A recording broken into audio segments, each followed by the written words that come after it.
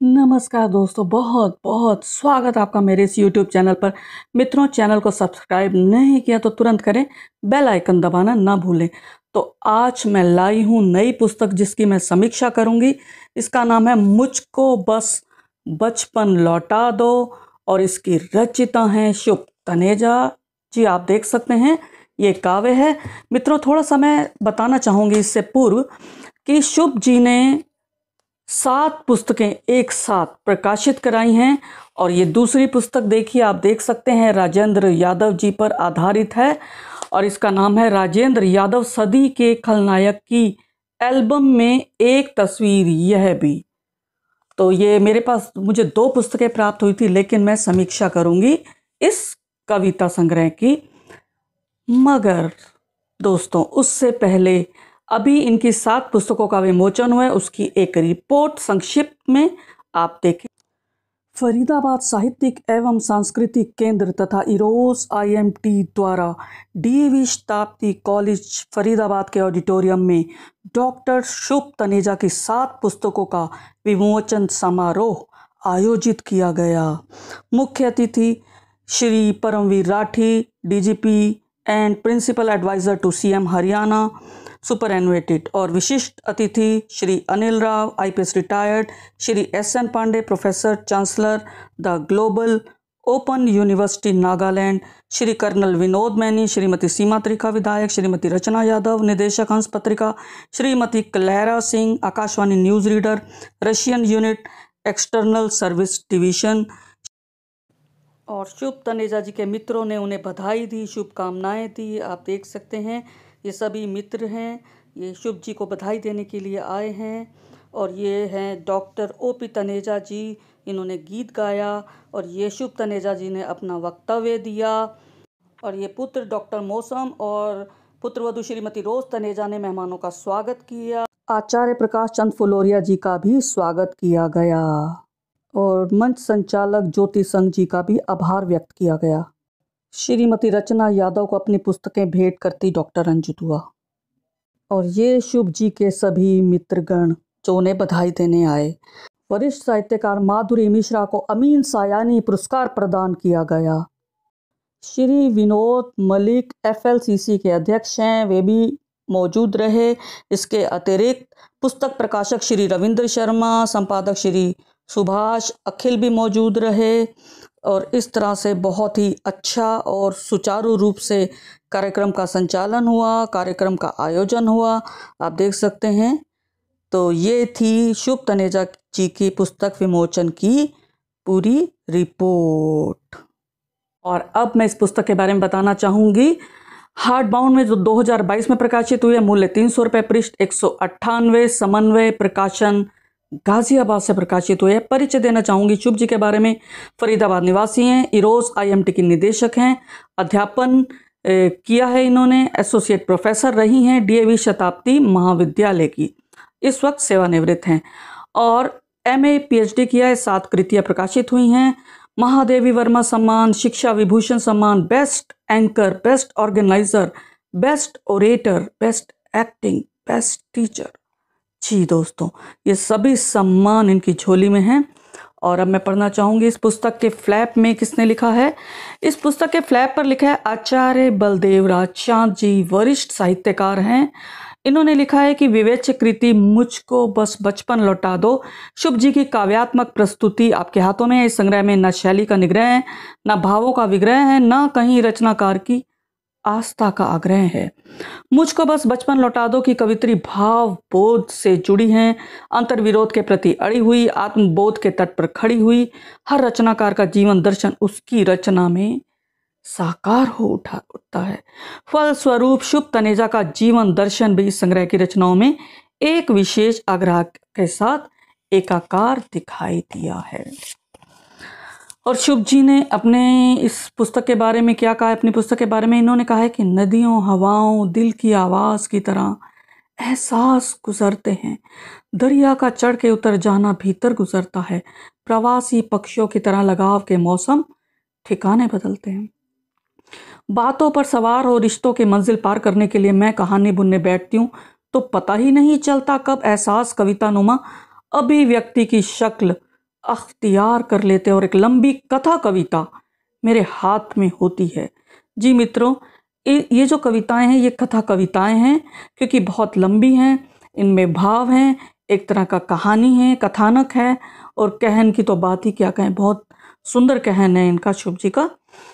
तो आगे इन्होंने कहा है कि एहसास के नाजुक डैनों में परों को परवाज देने का दम था, और हर्फ दर हर्फ बेलाग बेलिहाज कविता नुमा अभिव्यक्तियों ने उड़ान भरी, अपनी पहचान भरी, और प्रवासी पक्षियों से लगाव के मौसम की शक्ल में उनकी परवास, उनका आसमान आपके हाथ में है। इस विश्वास के साथ कि आप सच में जानते हैं कि श्रृंगार, भक्ति, वात्सल्य सब रसों का स्थायी भाव प्रेम ही है। जी दोस्तों, तो अब मैं बात करूंगी कि यह पुस्तक इन्होंने किसको समर्पित की है। देखते हैं, यह पुस्तक इन्होंने समर्पित किया, आप देख सकते हैं, पहले आप देखिए इस तस्वीर को। इन्होंने कहा है कि कभी पहाड़ों पर बसे पहाड़ों जैसे व्यक्तित्व के धनी, निर्मल मन, पवित्र हृदय और मानवीय संवेदनाओं की धरोहर पूजने पिता स्वर्गीय अमरनाथ गुप्ता जी को। और आगे इन्होंने लिखा है स्वर्गीय डॉक्टर नंद किशोर गुप्ता जी को सादर समर्पित। यह पुस्तक इन्होंने इन्हें समर्पित की है। तो मित्रों, आगे मैं बढ़ती हूँ। आगे थोड़ा सा मैं और भी बताना चाहूँगी।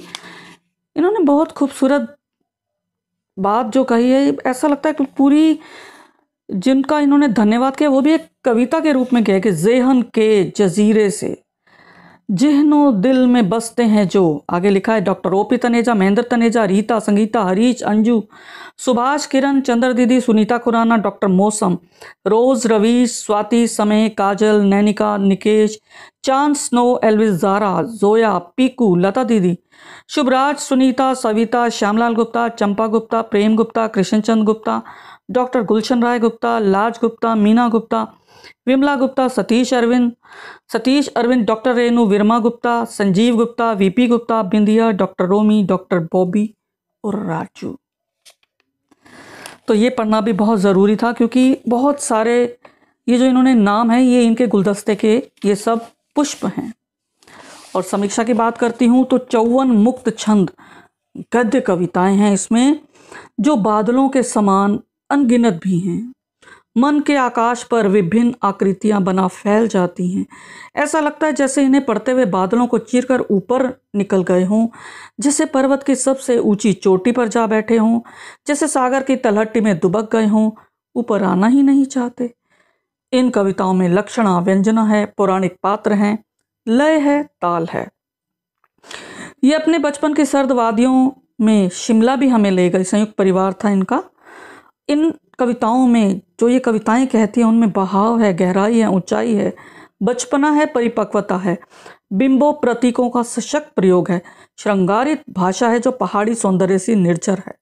प्रत्येक कविता में कहानी छिपी है। गंगा जमनी अर्थात हिंदी उर्दू रेखता जो है उन शब्दों का बहुतायत प्रयोग है।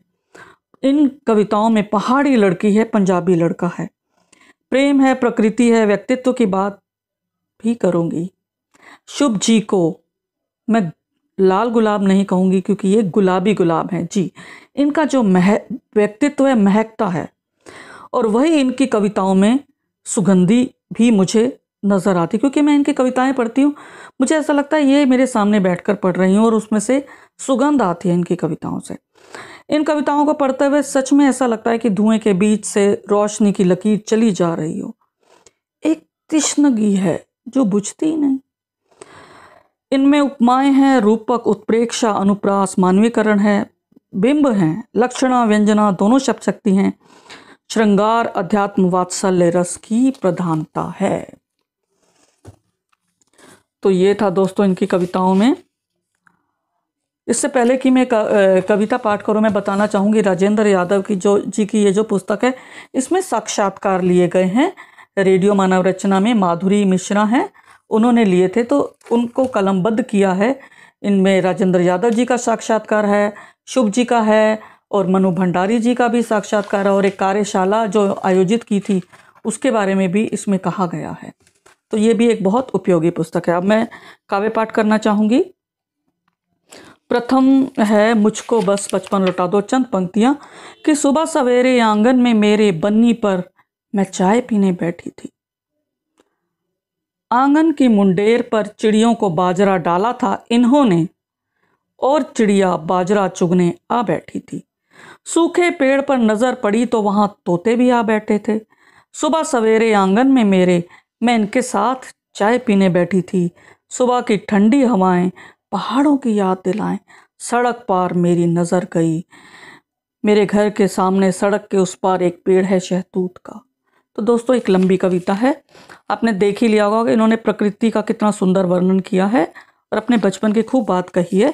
एक और लिखा है कि अश्क लाए हो भर दो बाहर मश्क में, समंदर लाए हो डाल दो, समंदर लाए हो डाल दो बाहर पौधों में, आसमान लाए हो धर दो ऊपर छत पर, सूरज लाए हो चढ़ा दो बाहर अंगीठी पर, चांद लाए हो खेलने दो बाहर घास पर, सितारे लाए हो टांग दो बाहर खूटी पर, तुम आए हो आओ भीतर आओ, साकल खुली है दहलीज लांग आओ, दहलीज लांग आओ, ड्योढ़ी पर मैं खड़ी मिलूंगी, बैठेंगे चाय पियेंगे बातें करेंगे, ढेर सारी सांझ ढलेगी पारा पारा, पहाड़ के कांधे पर सर रखूंगी, उड़ेगा आंचल नदियां बनकर, पक्षियों की उड़ान लेकर उड़ेंगे हम तुम दोनों, हम तुम दोनों, हम तुम दोनों।